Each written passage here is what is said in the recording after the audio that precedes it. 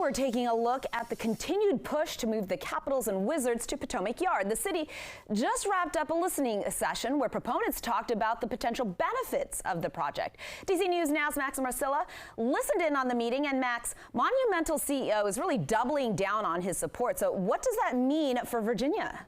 Well, it means this project is far from a done deal, but a lot of support and a strong message of support from Monumental Sports CEO, coming in the form of a lengthy letter. More on that in just a moment. But despite tonight's listening session and all the pros of the project discussed, the opposition is still standing firm.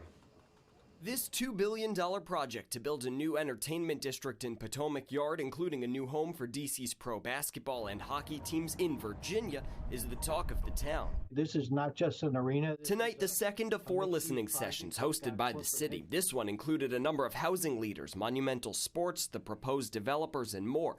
The discussion surrounded what this could mean for housing in the city. This project alone will bring $50 to $60 million in that 1% dedicated meals tax for affordable housing. As Alexandria outlines the benefits of the plan, Ted Leonsis, the CEO of Monumental Sports, is doing the same. In a lengthy letter published this morning, he raved about the project's potential and shot down criticism, writing at one point in the DMV, "If one wins, we all win," a rebuttal to many DC fans and residents who feel the district is getting the short end of the stick.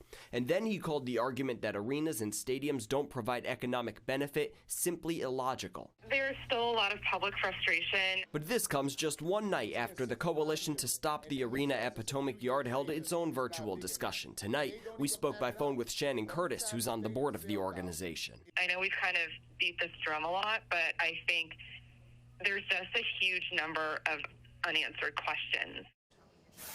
And one of those unanswered questions that Curtis says needs to be answered first by lawmakers in Richmond is how exactly the metro will be funded. She says, and it's been pretty clear, that this project will have to come with some form of transportation improvement and funding. And considering the size of the Potomac Yard metro station, that's definitely the place to start.